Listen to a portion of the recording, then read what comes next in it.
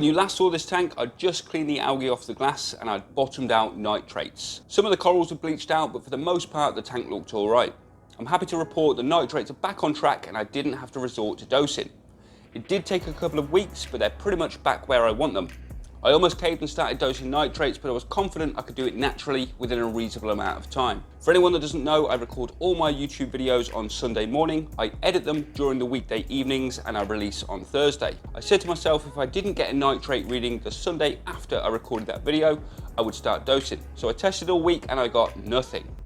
On Sunday morning, I tested the tank and fully expected to see another 0 reading, but I finally got a reading off the Nano checker. It was minimal, but it was a reading nonetheless. Now there's one question I do want to address from the previous video. I got a few people asking how and why I didn't notice the nitrate reading dropping when I wasn't cleaning the glass if I had an ion director. I'm not going to go into the full ins and outs of it, but because I was a beta tester, I got one of the first generation ion sensors. GHL were having a few issues with the life of the sensor on the early ones, so mine stopped working. They've since sorted all the issues out, but I was in line waiting for a new sensor. That's why the ion director was offline and I didn't notice the drop. I've since received a new sensor and I'll probably install that once I've finished up with this video.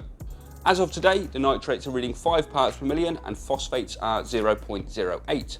Bang on where I want them. I've been feeding the tank like crazy and I did end up turning the skimmer off for a few days. I think I turned it off on the Monday and it didn't go back on until the Friday. I was a little bit reluctant to turn off the skimmer as I didn't want a massive drop in pH, but it wasn't actually as bad as I anticipated.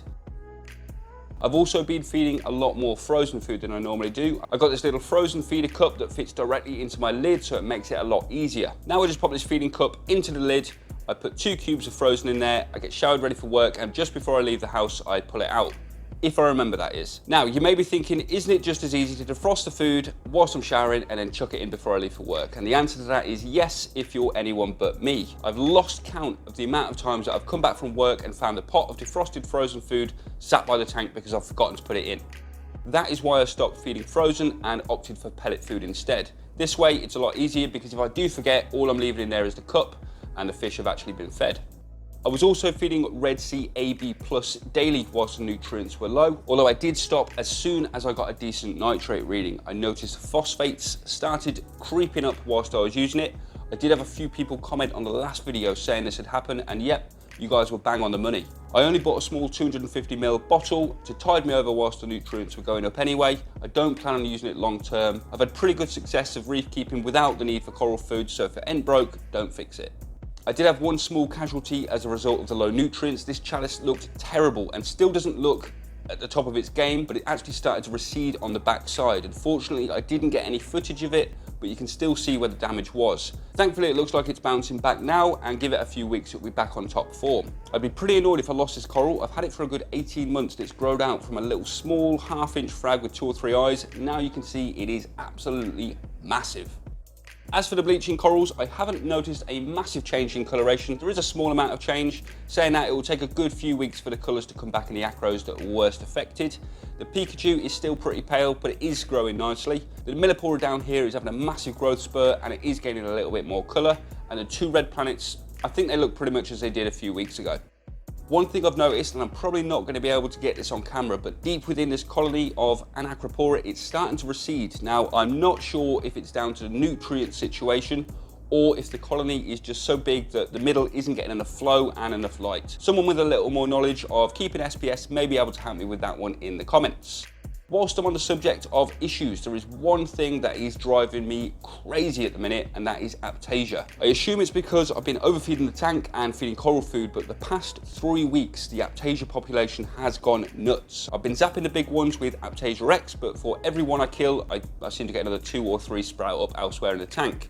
I do have a peppermint in there, but unfortunately, it doesn't really touch them. If I'm honest, I don't really think I'm ever going to eradicate the aptasia issue.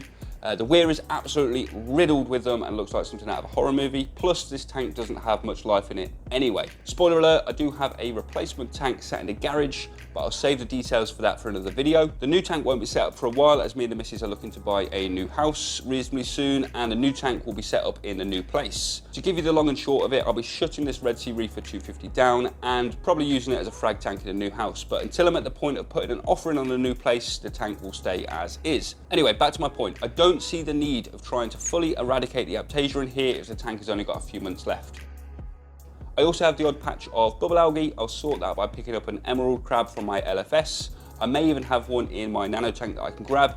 I'll chuck it in here and it'll make short work of that algae. Other than the Aiptasia and a small amount of bubble algae, I'm pretty happy with how the tank is looking. The torches are looking incredible. I am so glad that I made the decision to bring these guys back. The torch that wasn't doing so well that I put on the sand bed is looking great, full polyp extension, and the colour is looking bang on. The next torch is looking as good as ever.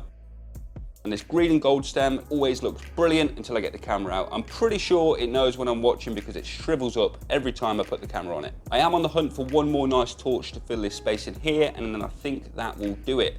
I don't want to cram too many in here as I want to allow a little bit of room for them to grow out. The Zoa garden on this side is looking pretty good. I did have a few more morphs down here, but it looks like the utter chaos are winning the battle of the fittest and are slowly taking over.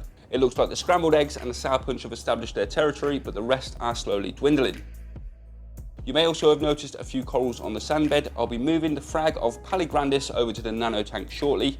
The jack-o'-lantern Leptoceras will be moved across to this area in the back. I'm actually waiting on some big grow out discs to be delivered. I'm a little bit reluctant to place an encrusting coral directly on the rock structure, knowing that I'll be shutting this tank in a few months. So as soon as the discs have been delivered, I'll trim this coral up, glue it onto a disc, then place it on the back to grow out.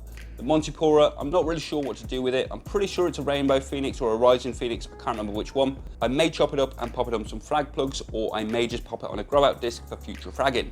I've got a few bits down here that I need to decide what I'm doing with. I've got 2 frags of pink watermelon chalice. The bigger of the 2 I'll probably glue onto a grow out disc, and the other I'll most likely pop on the frag rack. I am half tempted to put this small frag of watermelon chalice in the nano tank, but I'm not sure how well it will fare in that tank. The last chalice I put in that tank quickly started to recede after about 2 weeks, so I moved it back into this tank, and I'm not sure the alkalinity is stable enough to keep chalice in there.